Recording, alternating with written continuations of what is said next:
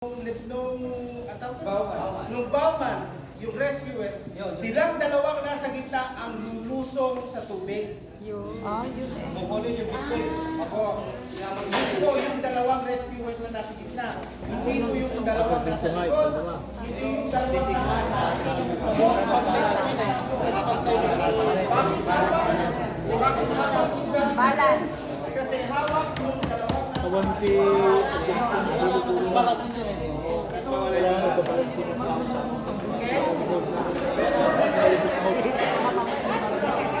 Kaya nilalagay niyo sa number 2.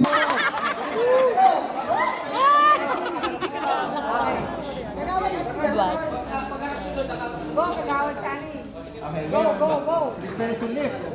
Prepare to live. Hawak sa tali. Hawak sa tali. Agad-agad.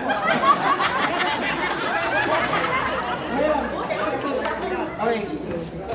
Nakita niyo po yung boat? Sila nakaharap dito, pero yung boat nakaharap doon. Bakit? Kasi po, pag sinabi niya ni team leader na lift, sila prepare to lift, di ba? Pag sinabing lift, tataas po, iiko sa doon. Naka-shoulder na. Yung mabigat po ito, pero kung maaaring ano. So, nataas na doon yung mga tao. Kaya ba? Yung sigaw. Sige, sir. Okay, sige, sir. Kaya mo yan, kagawad. Ready to lift? Ready to live. Ready? Sagot po. Ready. Hindi kayo lalaki kasi. Kulang talaga yung may kabahan. Rescuer kayo, Dili.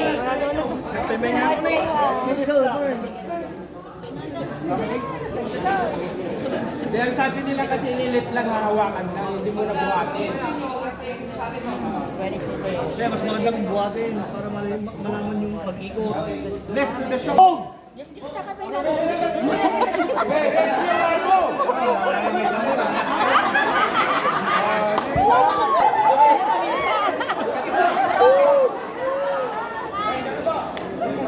Nasa tubig na.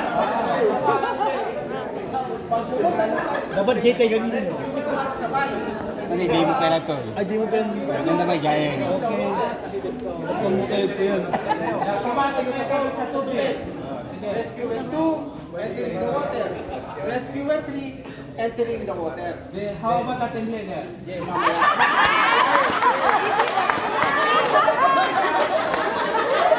Stay put. Nasa tubig na, ano gagawin? Rescuer 1, entering the boat.